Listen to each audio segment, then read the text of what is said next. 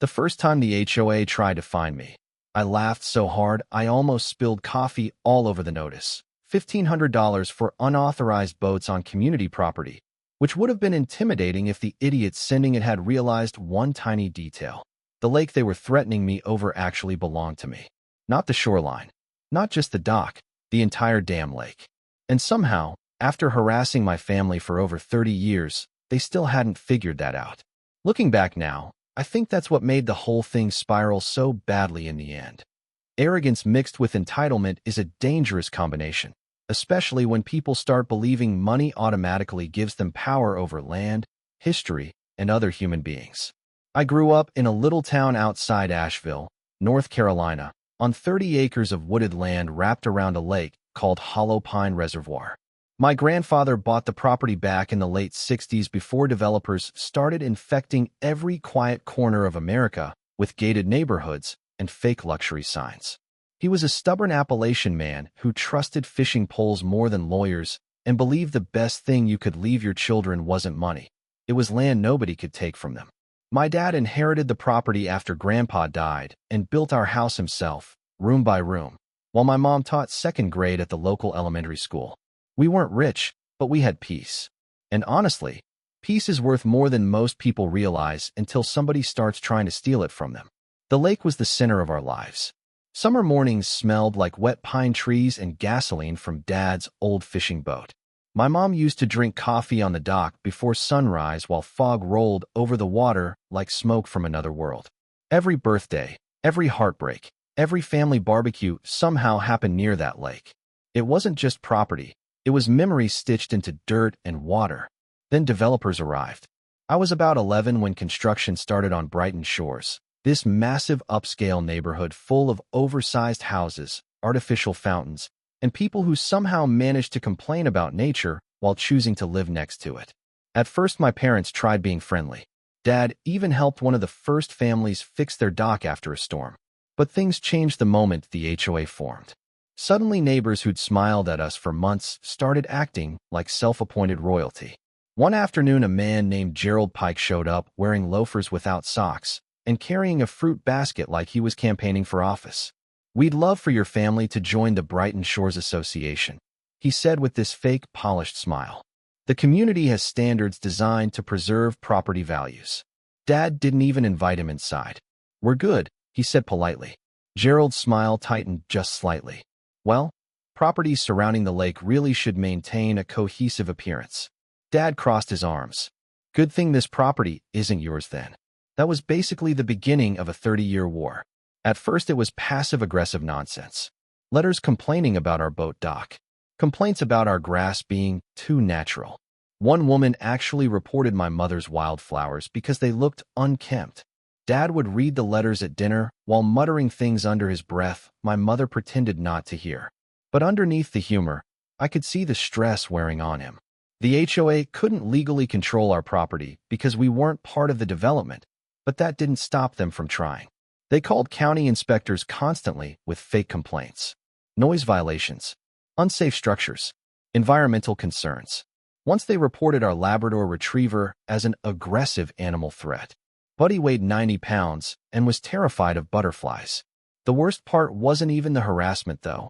It was the way they slowly started treating the lake like it belonged to them. HOA residents would fish from our shoreline without asking. Families dragged kayaks across our property like it was public land. My dad always tried being reasonable. "Just ask permission," he'd tell them calmly. "Respect the property, and we'll get along fine." But people who confuse kindness for weakness never stop pushing. By the time I came home from college years later, both my parents looked older than they should have. Mom's arthritis had gotten worse. Dad had high blood pressure from constant stress. Meanwhile, the HOA had elected a new president named Cynthia Holloway, a woman so obsessed with controlling other people she treated neighborhood rules like holy scripture. She especially hated our family because we refused to bow to her authority. One afternoon, I overheard two HOA fishermen talking near our dock while they thought nobody was around. Once the old man finally kicks it, one of them laughed. "The family'll sell, and we'll finally control this whole lake." I still remember the silence after that sentence, the kind that settles into your chest like cold water. Because deep down, I realized something ugly right then. These people weren't just annoying neighbors anymore. They were waiting for my parents to die. After hearing those guys joke about my father dying, something in me shifted. Not all at once, not dramatically like in movies, but slowly, quietly, like a crack spreading through glass. Up until then, I'd still convinced myself the HOA was just a bunch of bored wealthy people with too much time on their hands. Annoying, entitled, ridiculous sometimes, sure, but harmless. That illusion died standing beside the dock that afternoon, listening to grown men casually discuss my parents like obstacles waiting to expire. And the thing is, once people stop seeing you as human, they stop feeling guilty about what they do next. A few weeks later, Cynthia Holloway escalated things again. She organized this massive community lakeside picnic for Brighton Shores residents, except she deliberately advertised part of it on our shoreline. Didn't ask permission, didn't notify us.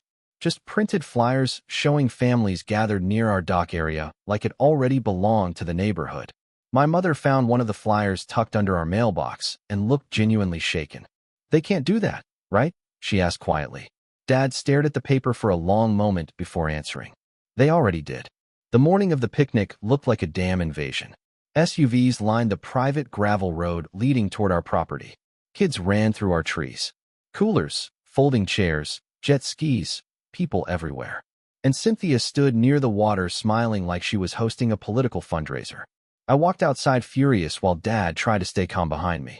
"This is private property," I snapped. Cynthia tilted her sunglasses down slowly. "Actually, residents of Brighton Shores have historical recreational access to the lake." Dad almost laughed hearing that. "Historical?" he said. "Lady, your neighborhood didn't even exist 20 years ago." She ignored him completely. "The community contributes significantly to local property taxes," she continued. "And frankly, this family's resistance to cooperation has become disruptive." That word, disruptive, I still hate it. People like Cynthia always use polished language to disguise ugly behavior. She wasn't asking for cooperation. She wanted control. Dad took a step forward. "Everybody off the property. Now." For a second, nobody moved. Then Cynthia smiled this cold little smile and crossed her arms. Or what? That moment could have gone very badly if my mother hadn't walked outside crying. Seeing her standing there trembling changed the energy instantly. Some families started quietly packing their things. A few embarrassed husbands apologized under their breath while dragging chairs back toward the road. But Cynthia? She looked annoyed that my mother's pain was interrupting her power play. That was the day I started digging through old family records. Something about Cynthia's confidence bothered me. She acted too certain, too aggressive, like somebody had convinced her our family didn't actually own what we thought we owned. Dad kept decades of documents stored in metal filing cabinets inside the workshop behind our house.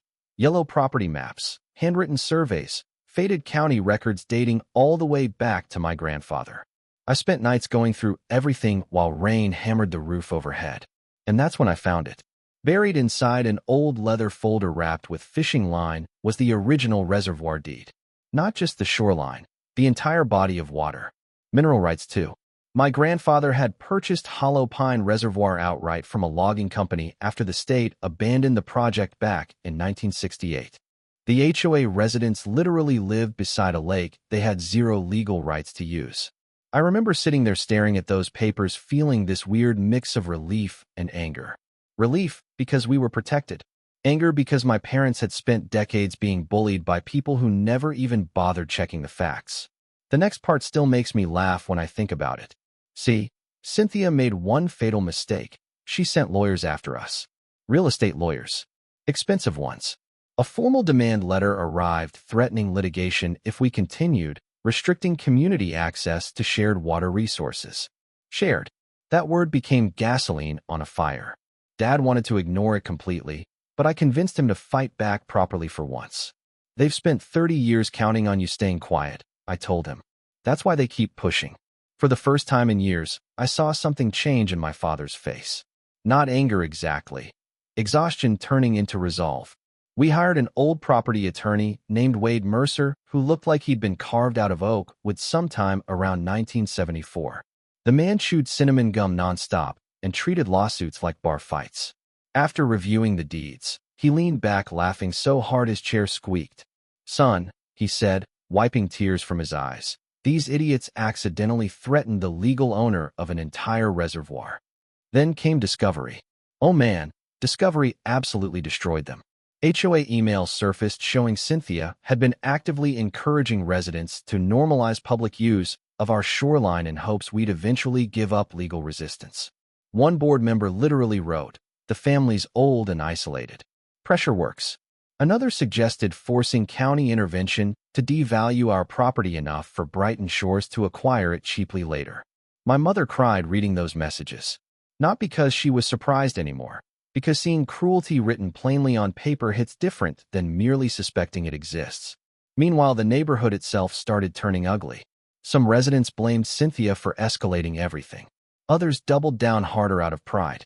Yard signs appeared supporting the HOA. Then countersigns appeared supporting our family. The entire community split into factions like a small-town civil war fought with gossip and lawyers instead of guns. One night, somebody threw rocks through our workshop windows. Another night, Dad found dead fish dumped across our dock. Sheriff deputies came out twice, but never caught anybody. Honestly, I think some of the officers privately sided with the HOA because Brighton Shores had money and influence. Then came the county hearing, the moment everything exploded publicly. The courthouse overflowed with residents. Reporters showed up from Asheville because the story had become local entertainment by then. Rich HOA versus stubborn Lake family. Cynthia arrived wearing this immaculate white blazer like she was campaigning for governor. She smiled at cameras, shook hands, acted completely confident.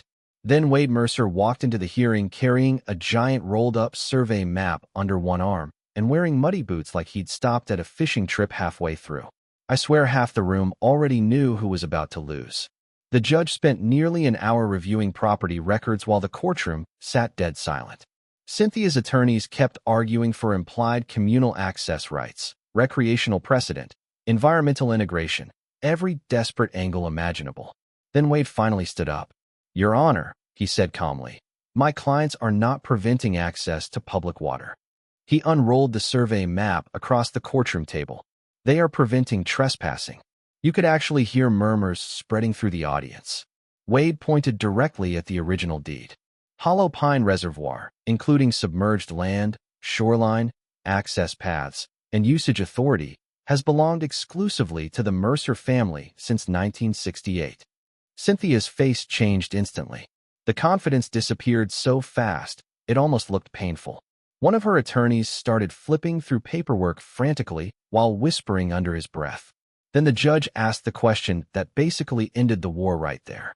"Ms. Holloway," he said slowly, "were you aware the lake itself was privately owned before initiating these actions?" Cynthia hesitated, just long enough to destroy herself. That hesitation lasted maybe 2 seconds, but in a courtroom, 2 seconds can feel like watching somebody slowly drive off a cliff. Cynthia opened her mouth, closed it again, then finally tried to recover. "The association believed," she said carefully, "that long-standing recreational usage established community expectations." Even the judge looked tired hearing that answer. "That wasn't my question." Silence. Pure silence. Then Wade Mercer leaned back in his chair with the calm satisfaction of a man watching a fish finally swallow the hook. "Your Honor," he said, "we have internal HOA correspondence indicating Ms. Holloway was informed multiple times the reservoir was privately owned." Cynthia's attorney immediately whispered, "Don't answer another question." Too late. The damage had already detonated. Wade handed printed emails to the court clerk while people in the audience stretched their necks trying to read them. One message from an HOA board member literally warned Cynthia 6 months earlier that county records confirm Mercer ownership. Her response was sitting right underneath it. Ownership enforcement becomes difficult if public use becomes normalized. I still remember the sound somebody made behind us. This quiet little Jesus Christ, like they just realized the villain in the story was actually worse than rumored. From there, the hearing turned brutal fast. The judge ruled entirely in our favor. Immediate trespassing enforcement. Financial penalties against the HOA for harassment. Liability exposure for property damage. But honestly, the legal loss wasn't even the part that destroyed Brighton Shores. The real destruction came afterward, when the community realized their own HOA president had dragged them into a war she already knew she couldn't legally win. Outside the courthouse, reporters swarmed Cynthia like vultures. "Did you knowingly misrepresent property ownership?" one shouted. "Are residents financially responsible for legal damages?" another asked. Cynthia pushed through the crowd without answering, but panic was written all over her face now. Gone was the polished neighborhood queen who'd strutted around our shoreline giving orders. She looked cornered. And angry people do reckless things when they realize power's slipping away. 3 nights later, everything boiled over. Around 11 p.m., Dad heard engine noise near the lake and looked outside. Several HOA residents were gathered by our dock, dragging chains across one of the access gates. Drunk, yelling. Somebody had apparently spread rumors online claiming the judge was corrupt and our family stole the lake through legal loopholes. Mob mentality took over from there. By the time I got outside, one guy was screaming, "This water belongs to the community," while another kicked apart sections of our fence. My mother was terrified. Dad looked heartbroken more than angry, like he finally understood there was no reasoning left with these people anymore. Then Cynthia arrived, and somehow, unbelievably, she made everything worse. She stepped out of her SUV screaming over the chaos, pointing at our house like some kind of revolutionary leader who'd watched too many Facebook conspiracy videos. "They think money makes them royalty," she yelled. "They think they can shut all of you out forever." I walked toward her furious. "You did this," I snapped. "You lied to everybody." Cynthia got right in my face. "Your family hoarded this lake for decades while the rest of the community paid taxes around it. It's private property. It's selfish property." That line stuck with me because it perfectly explained her mindset. People like Cynthia believe ownership only matters when they approve of who owns something. If they want it badly enough, morality suddenly becomes flexible. The situation might have turned violent if sheriff deputies hadn't arrived when they did. Flashing lights hit the trees. Officers separated people. One drunk resident got arrested after shoving a deputy near the dock. And standing there beside police cruisers and shattered fence posts, and neighbors screaming at each other in the dark. I realized the lake had stopped being about water a long time ago. It had become a symbol. Control. Envy. Resentment. The idea that some people simply could not tolerate being told no. The fallout after that night destroyed Brighton Shores from the inside. Lawsuits multiplied. Homeowners sued the HOA board for financial negligence. Insurance companies got involved. Property values dropped because nobody wanted to move into a neighborhood famous for fighting elderly landowners on the evening news. Cynthia resigned within 2 months, though resigned is a polite word for being politically thrown into a wood chipper by furious residents. Last I heard, she moved to Florida after her husband filed for divorce. Funny enough, it wasn't even the lawsuit that broke their marriage. Apparently, he found out she'd spent nearly $80,000 of HOA funds chasing legal action against us, all because she couldn't stand losing control. As for my parents, life finally got quiet again. Really quiet. The kind of quiet we hadn't felt in years. Mom started drinking coffee on the dock every morning again.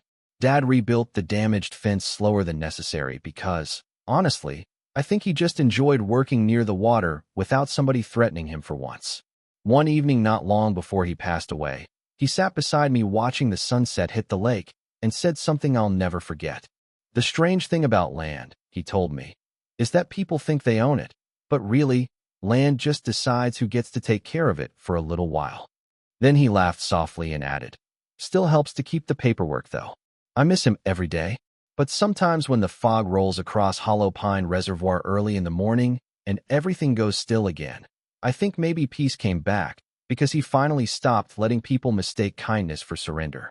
So now I want to ask you, if you were in our family's position, would you have fought the HOA all the way to the end like we did, or would you eventually have sold the property just to escape the stress?